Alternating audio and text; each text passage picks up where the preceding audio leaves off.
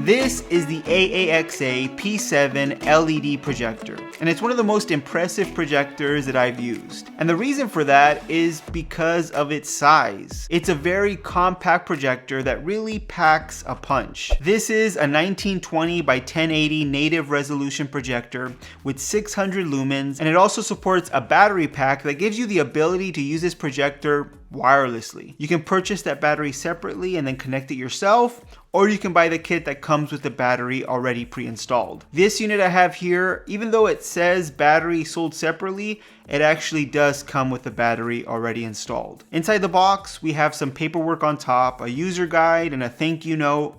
Underneath that, we have the P7 projector itself.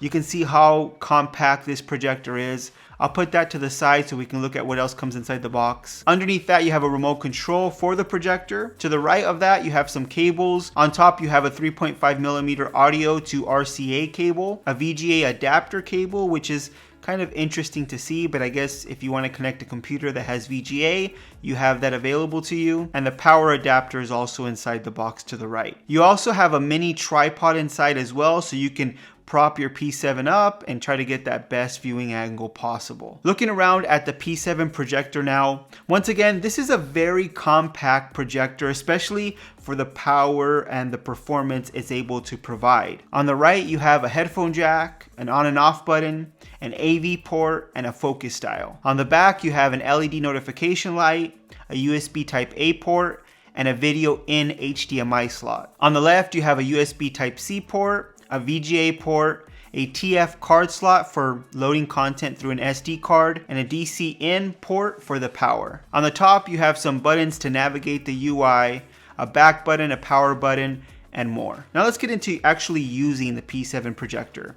This isn't a smart projector. You're not gonna have applications already pre-installed like Netflix or YouTube. There's no Android, so you can't even download those applications and run them directly from the projector's UI. So that's kind of a bummer that it's not a smart projector, but at the same time, it's not really a big deal, at least in my opinion. Most smart projector UIs are kind of clunky and slow, so I would always tend to connect an Apple TV or a Chromecast to my projector anyways, and that's what I did with the P7. You also have options to bring in content from an SD card if that's what you want to do, but I just found it was just easier to connect one of those actual smart devices onto this projector like you would do with a TV that was not a smart TV. So for me, not having those smart projector capabilities wasn't a big deal for me.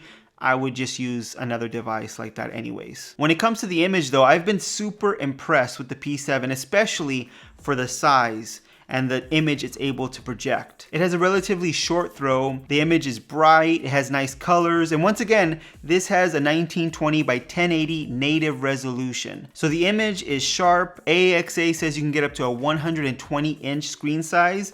Of course, keep in mind, the larger you make that screen size, the more washed out the image is gonna look, but it was actually a pretty bright and sharp image even at the largest screen size. And even with some light pollution, the image is still bright enough to be able to watch content comfortably. Of course, it would be ideal to watch content on this projector while it's dark, but I found it totally usable even with some light. Here's the projector being used during the day with some daylight coming through, and here it is when it's completely dark. You also have an option in the brightness section to select boost, which really brightens up the image, and it actually is pretty great. But I found that when you have that boost brightness on, it really cranks up the fans, the internal fans on the projector. And even in normal mode, you can easily hear the fans. So when you crank it up even more, you're just gonna have to keep that in mind. It's gonna make a lot of noise with that boost brightness on. I also found that having the bright boost on, the projector, I guess, would kind of overheat and then it would just shut off after a while. So I just left it on standard brightness, which is still completely fine. Bright boost would be great if I was able to use it for a longer period of time. You can also change the picture, color temperature, even the aspect ratio in the settings. You also have digital keystoning in the settings as well, so you can try to get the best viewing angle possible. And because of the compact size, it's just really easy to use that 1/4 inch thread at the bottom and prop it onto a tripod and just position the projector at that perfect angle and just get the best viewing experience for yourself or even for a large group of people. Now, when it comes to the built-in speakers, I had very little expectations for the speakers in this projector because normally projector speakers are just not very good. They sound muffled and the audio is very low. And especially for a projector of this size, I just didn't expect much from the speakers. But I can honestly say the projector on the P7 was much better than I thought it was going to be.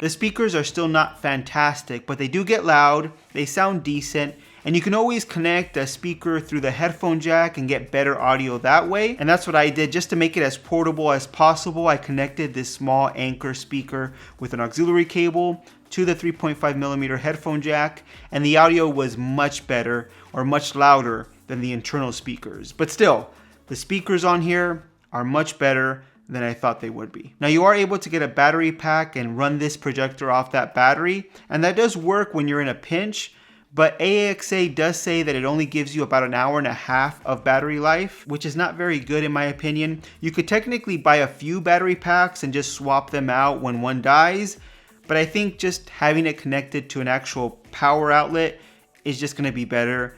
I'm used to doing that with projectors, but I guess it's nice to have that option available to you if you want to use a battery. I've honestly been really impressed with the P7. It's a powerful, compact projector that I think would work great for many looking to buy their first projector. The size and the power that you get for that size is the real selling point of this projector. It's small enough where you could even set it up on a desk and use it as a monitor for your computer. I mean, that's how compact it is, at least when you compare it to other projectors available out there. I did review the AAXA P8 projector, which was even more compact than this one, but the image just wasn't as good as this P7.